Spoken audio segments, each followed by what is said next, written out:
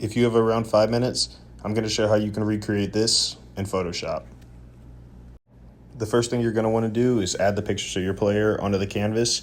And I just put mine together real quick, and I actually liked how it looked, so I just kind of kept it this way. And then I added in the number 40. I just typed it in with the font that I liked because that's his number. And then right here, I know it looked like I just did a lot, but all I did was just add a picture into the stadium behind everything, obviously. And then I changed the color on the font to a darker black. And then I added in some logos on the bottom. So I really didn't change anything except just the picture of the stadium is what really makes it look different. So I haven't really done much yet. And then the next thing I did right here was I wanted to add some camera raw filters in. So I went to the first picture, and then you go up to filter, and then camera raw filter. And what I usually like to do is just mess with the exposure, the texture and clarity.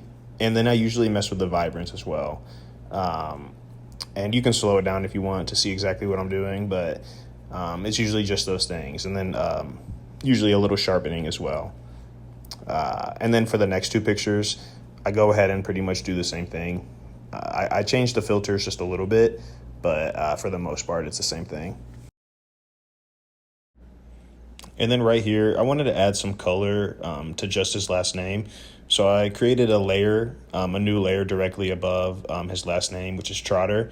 And then I went over to the gradient tool. And in order to get the exact color of the jersey, once you click the gradient tool, you can go over to the graphic and then just click directly on the color that you want. And you can slow it down to see exactly how I did it. But once you get the color you want, you just swipe up. And then as you can see, there's that black, that like black fadeness into the gold.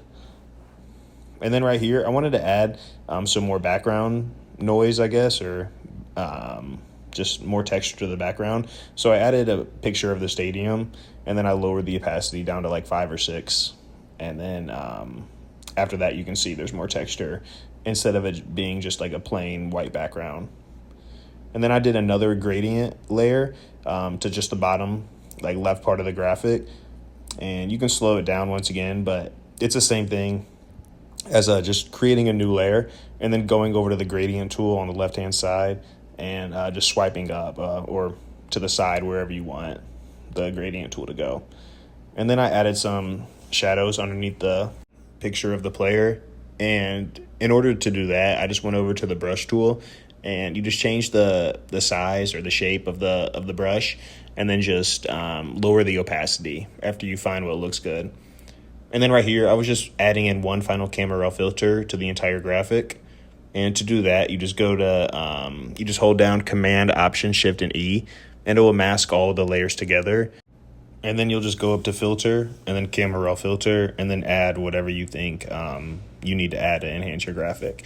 And sometimes you don't need to add anything, and it can actually like make your graphic look a little worse. So just be careful whenever adding in the filters. And if you made it to the end, thank you for watching. And if you want more videos like this, please drop a comment and subscribe.